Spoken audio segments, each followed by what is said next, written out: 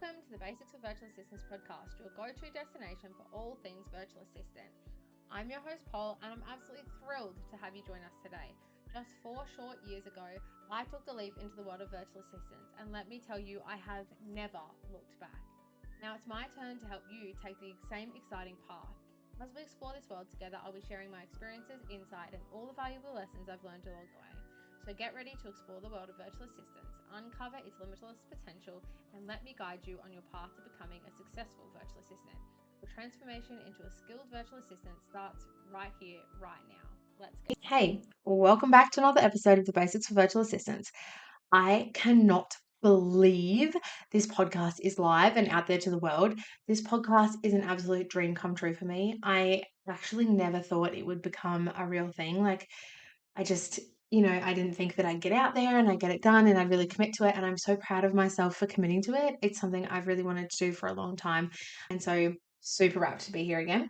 Anyway, today we're diving into a very crucial topic: how to reach out to potential clients. Connecting with them the right way is essential because it sets the tone for your working relationship.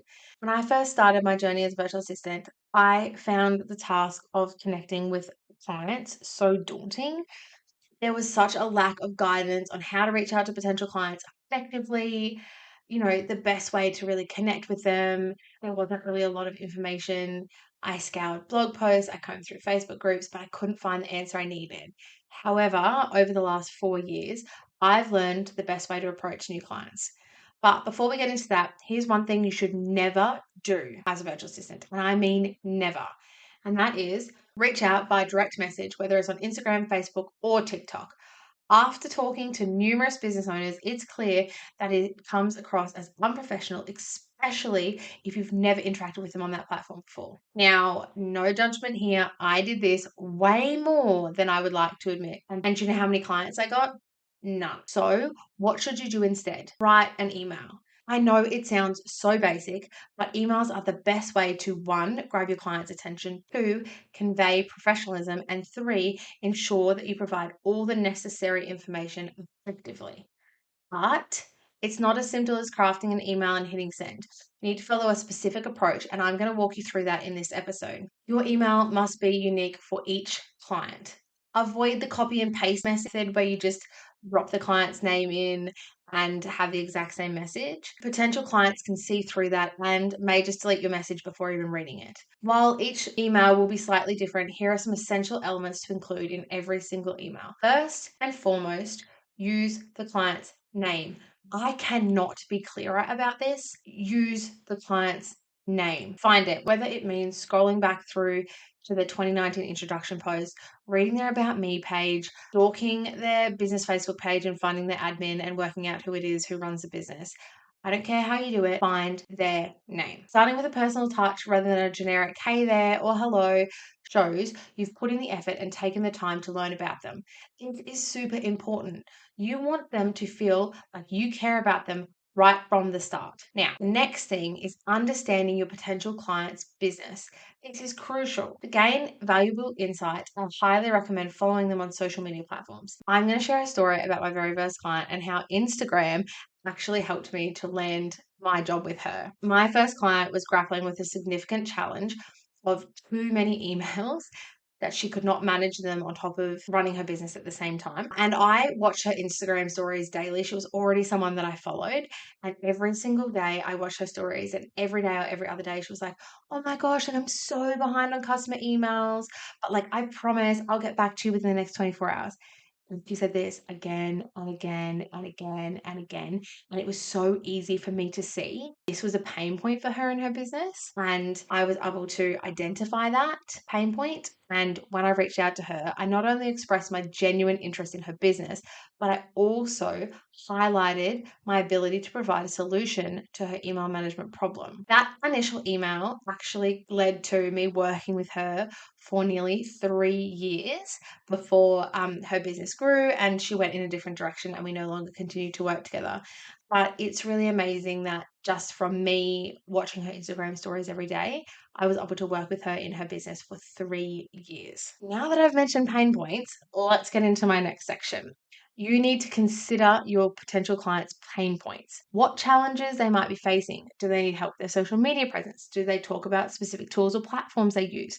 If you're knowledgeable about these tools, then mention it in the email. Additionally, take a look at their website and mention any experience with platforms like Shopify, Wix, or GoDaddy. I actually, before reaching out to any potential client, always go and look where their website is hosted or where their business is hosted, because I have a lot of experience with both WordPress and Shopify. And so if they host their website on WordPress or Shopify, I always add that in as just like a nice little touch in the email. It's really important to include a couple of their pain points and then how you can solve those pain points. It can be as simple as one of their pain points might be that they have no Pinterest presence. And so you can say to them, I've noticed that you don't have a Pinterest account. Here's some stats about how Pinterest can help your business long term. And I'm happy to help you with that. Here's what I can do, or here's some examples of work that I've done for other clients, which you can either add into the email or you can add into your portfolio, which we'll talk about in another episode. After you've done the how you can help them pain points, it's really important to introduce yourself. You want to share a bit about who you are. For an instance, I always say, I'm Pole, a mum of two and a wife. I've been working as a virtual assistant for 5 years and I'm passionate about Pinterest and am a customer service expert. It's simple, but paints a picture of who I am as a real person. You want to stand out from the crowd and showcase your personality. So not only do I put in there what I can do, as in like what my skills are, but I also put in a little bit about myself. Obviously, it's pretty basic, and if you don't have kids or are on a wife or whatever, you could put in something like I love hiking or going to the beach, anything about you that is a bit different, or like anything about you in general. Before closing your email, you need to make it clear how you can help them and address their pain points honestly. Now, I cannot be more serious about being honest when speaking to potential clients. Avoid making unrealistic promises. All too often, we get ahead of ourselves and make commitments we are sure we can keep. I've done it too. But we want to avoid this wherever possible because we don't want to ruin the opportunity to continue working with the client. I have made the mistake of overcommitting to getting a task done in a certain timeline or in a certain way that I didn't have the experience to do. And it has really nearly bit me on the backside more times than I can count. It is just lucky that I have either had a great connection with the client and been able to be like, I'm so sorry, I've overestimated this, or I've been able to, by the skin of my teeth, get it done in time. It can cost you big time. Word of mouth is huge in business. So if you do wrong by a client, you could very easily end up with several other businesses who won't even consider working with you just from what another business has said, or just from speaking to your previous clients.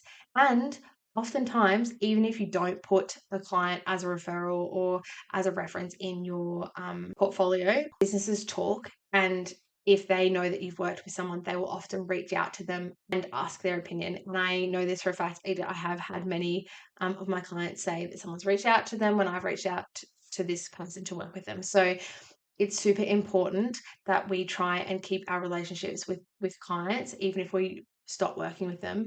We want to do that in the most positive way that we can, and that starts right from the very beginning. Try not to overcommit. Try not to say that you can do something that you can't. Be honest and say, I'm learning to, or I'd be willing to learn to. It's really important to be super honest. And I feel like in the beginning, it can be really easy to try and bend the truth a little to ensure that you get a client. But it will never work in your favor. So when you sign off your email, you should express your anticipation from hearing them, something along the lines of, can't wait to hear from you. I look forward to hearing from you. Simple, but put it in their court that you do want to hear back from them. Sign off warm regards or whatever. Like, you want to kind of give them that prompt to follow up with you on this email. I'd also recommend putting a footer in your emails, specifically with your photo. It's a really great way to humanize yourself, make yourself a human to them. Also, side note, when it comes to photos, it is really fantastic to add a photo onto your account. So if you're using Gmail or whatever, go in and add your photo into your account so that every time they get an email from you, they see your face. I just think it's nice. It's a nice personal touch, and it really helps them to remember you are a person. For me personally, but I know for lots of people, seeing someone's face can really help me get a better them. I know that sounds so silly. There's like studies and stuff on it, like it's a real thing. Back to what I was talking about. So now that you know what to include in your email, how do you go about structuring it? This is how I personally structure my emails, and it has always worked really well for me.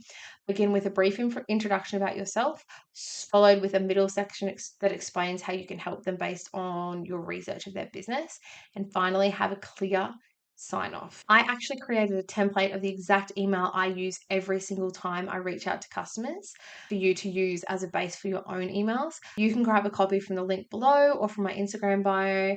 I also included a video of me like talking over the template and highlighted section so you can really see exactly where I put information. Grab a copy if you want it. A personalized email that speaks directly to your potential clients might not guarantee every client you reach out to will work with you, but it will certainly go a long way in getting them to consider you. Additionally, remember to attach your portfolio, because portfolios are a great way to showcase your work, to showcase your expertise. Kind of think of it as like a resume that you would send out to people, but way less formal. If you're unsure about what a portfolio is or where to start, don't worry. I'm going to cover that in another episode really soon. In the meantime, feel free to reach out to me on Instagram, join our Facebook group, The Basics for Virtual Assistants. I'll include both of the links in the description.